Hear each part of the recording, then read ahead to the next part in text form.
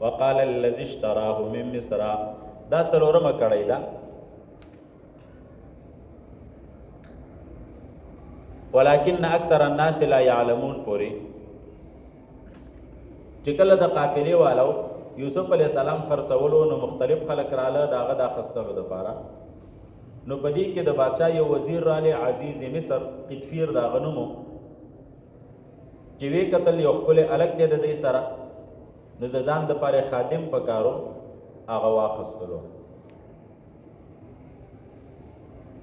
په دې دومره خلکو کې عزیز ولې واخیستلو نو الله رب العزت پکې یو خپل حکمت ذکر کړی دی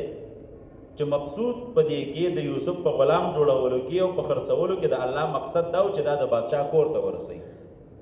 او د بادشاه کور ته د رسېدو دپاره ورله دغه سبب اختیار کو دغه لارې ورله اختیار کړه چې هغه واخیستو کور ته یې بوتلو او که د عزت او احترام ځای ورله ورکړو او په هغې کې د آرام ژوند تېرولو وقال الذي ویل هغه سړي اشتراهو چې ویې اخیستلو دلاله من مصر د مصر نه لامراته خپلې ښځې ته یې ویلې مشهوره دا ده چې د دې نوم زلیخا بنت یلمیخا زلیخا بنت یملیخا او بعضې وایي راعیل نوم یو اکرمي مثواه ښایسته کزې د ده عسا قریبه ده ان ینفعنا چې دی به مونږ ته فایده راکړي او نتخذه ولدا یا به اونیسو مونږ د لره ولدن په بچي سره فایده به راته راکړي دا لږ کمالي دی کمالي سراج المنیر والا د ابن مسعود رضی الله عنه قول لا نقل کړی دی وی افرس الناس ثلاثه الکا په خلکو کې د قوي فراست والا درې کسان تیر شوي د څه والا د قوي فراست والا فراست دا داسې یو وهبي صفت دی چې الله رب العزت یې چاته ورکړي وهبي صفت دی ټیک شولو هغه داسې چې داسې چاته وګورې که نه نو په هغه کې دانه یو باطني خبره او تاته الله در اوښی دې ته فراست ویلی کېږي نو افرس الناس ثلاثه درې کسان د اصحاب فراست تیر شوي دي مخکیني یو په هغې کې عزیز مصر دی هغې کې څه دی عزیز مصر دا سړی چې یوسف علیه السلام یې اخستو نو دی چونکې صاحب فراستو معلوم یې کړه چې دې لږ کې کمالات شته دی نو ویل وعسا ان ینفعنا ممکنه ده چې دی موږ ته څه راکړي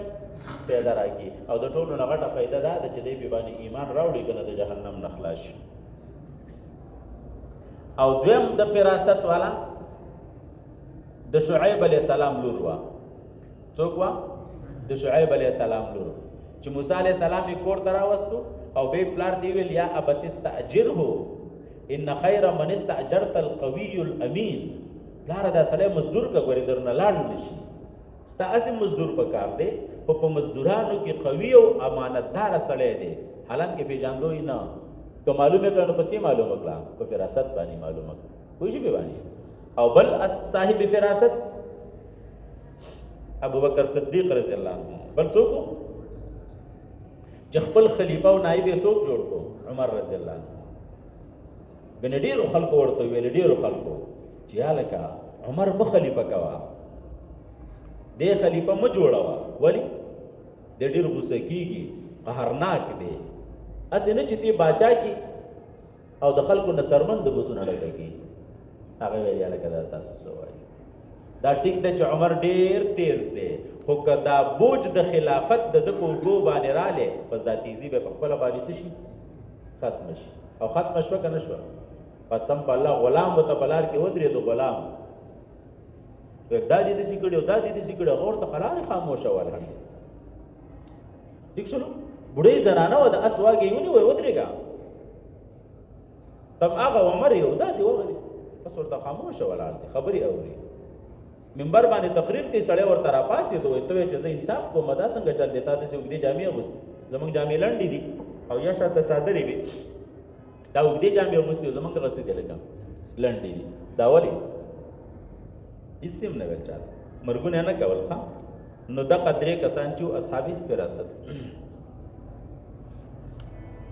عسا قریب دا ینفعنا چې دی مونږ ته فایده راکړي او نتخذه ولدا یا به ونیسو مونږ د لره په بچي باندې وکذلک همدارنګې مکننا لیوسف قدرت او طاقت ورکړو مونږ یوسف علیه السلام ته په ځمکه کې ولنعلمه چې وښایو مونږ ته من تاویل الاحادیث والله غالب علی امره الله غالب دی په خپلو کارونو باندې ولکن اکثر الناس لیکن اکثر د خلکو نه لا یعلمون نه پوهېږي